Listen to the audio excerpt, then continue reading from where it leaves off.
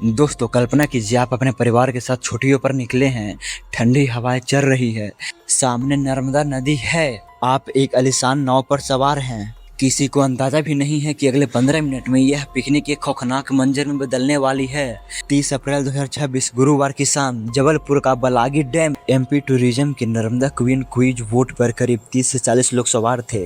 दिल्ली के कई परिवार वहां छुट्टियां मनाने पहुंचे थे, लेकिन शाम के सवा 6 बजते बजते चीख पुकार मच गई। आज के वीडियो में हम डिकोड करेंगे कि आखिर वे कौन सी गलतियां थी जिनकी वजह से 9 मासूमों की जान चली गई, और वे कौन सी तस्वीर थी जिसे देखकर रेस्क्यू टीम के जवान भी फूट फूट कर रोने लगे। चलिए घटना के क्रम को समझते हैं। शाम के करीब 5:30 बज रहे थे। मौसम विभाग ने पहले ही थियो अलर्ट जारी किया था, यानी तेज आंधी और बारिश की संभावना थी, लेकिन इसके बावजूद क्रूज को पानी में उतारा गया। जब नाव खमारिया द्वीप के पास पहुंची तो अचानक मौसम ने करवट ली। आसमान काला पड़ गया और इतनी तेज हवाएं चली कि लहरें नाव से टकराने लगी। चश्मदीदों का कहना है कि हवा इतनी जोरदार थी कि नाव एक तरफ झुकने लगी। यात्रियों में भगदड़ मच गई। पानी क्रूज के अंदर भरने लगा। लोग चिल्ला रहे थे, बच्चे अपनी मां का हाथ पकड़ रहे थे, लेकिन कुदरत के उस तूफान के सामने सब बेबस थे। चंद मिनटों के अंदर वे विशाल क्रूज पानी में समा गया और दर्जनों लोग पानी में मौत से लड़ने लगे। अब यहाँ सवाल आता है, क्या इसे रोका जा सकता था? दोस्तों, जांच में जो बातें सामने आ रही है वे चौंकाने वाली है। पहला सवाल, जब मौसम का अलर्ट था तो क्रूज को क्यों चलाया गया?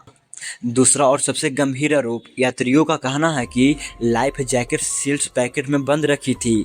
आप सोचिए, जब नाव डूब रही हो तब क्या कोई पैकेट फाड़कर जैकेट पहनेगा? सुरक्षा के नियमों की धज्जियां उड़ाई गई थी। नाव में क्षमता से ज्यादा लोग होने की बात भी सामने आई है। क्रू मेंबर्स ने शायद खतरे को कम करके आका। अगर समय रहते नाव को किनारे की तरह मोड़ लिया जाता तो शायद आज ये कहानी कुछ और होती। प्रशासन ने पायलट महेश पटेल और हेल्पर पर कार्रवाई तो की है, लेकिन क्या उन 9 परिवारों का दर्द कम हो पाएगा? इस हादसे में कई कहानियां दफन हो गई, लेकिन एक कहानी ने पूरे भारत को रुला दिया। यह कहानी है दिल्ली के प्रदीप मेसी के परिवार की। प्रदीप जी अपनी पत्नी मरना और 4 साल के बेटे त्रिशन के साथ घूमने आए थे।